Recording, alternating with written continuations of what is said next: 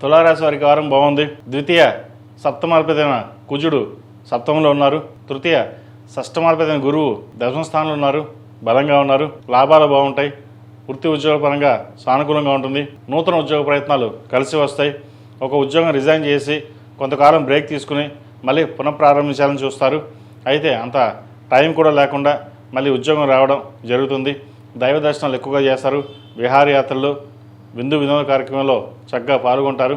శుభకార్యాలు నిర్వర్తిస్తారు. సంతానం చాలా అనుకూలంగా ఉంది. సంతానం సంబంధించిన వివాహ సంబంధించిన విషయ వ్యవహారాలు సానుకూలపడుతుంది. మంచి సంబంధం కుదురుతుంది. అదేవిధంగా రాశ్యాధిపతి అష్టమాధిపతి అయిన శుక్రుడు భాగ్యంలో ఉన్నారు. బుధుడితో కలిసి కొన్ని పనులు, అనుకోని సంఘటనలు బాగు జరగడం, మంచి అవకాశాలు కలిసి రావడం, ఏ పని చేసినా ఎక్కడికి వెళ్ళినా దిగ్విజయంగా మంచి కలుసుబాటుతనంగా ఉంటుంది.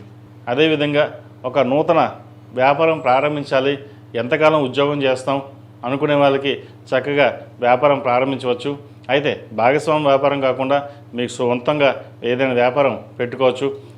ఫాస్ట్ ఫుడ్ సెంటర్ కావచ్చు, లేదంటే హోటల్ మేనేజ్మెంటు, కమ్యూనికేషన్ సంబంధించిన ఏదైనా సరే పబ్లిక్ రిలేషన్షిప్ ఉన్న ఏ వ్యాపారైనా మీరు ప్రారంభించవచ్చు. అదేవిధంగా ఒక స్థలాన్ని అమ్మేసి కొన్ని అప్పులు తీర్చాలని చూస్తారు. అది ఈ వారం నెరవేరుతుంది. అదేవిధంగా ఆరోగ్యపరంగా చిన్న చిన్న ఇబ్బందులు ఏవైతే ఉన్నాయో అవి సమస్యపోతాయి. ఈ రాశిలో జన్మించిన స్త్రీలకు వృత్తి ఉద్యోగాల పరంగా చాలా వరకు అనుకూలంగా ఉంటుంది. జీవిత భాగస్వామి సలహాలు, సూచనలు ఎంతో మేలు చేస్తుంది. మీరు ఎక్కడికి వెళ్ళినా సరే మీ ప్రయత్నం లోపల లేకుండా కష్టపడతారు. కష్టానికి ప్రతిఫలం లభిస్తుంది. సప్తమంలో కుజుడు బలంగా ఉన్నారు. చతుర్థ పంచమాధిపతి అయిన శని షష్టమంలో ఉన్నారు.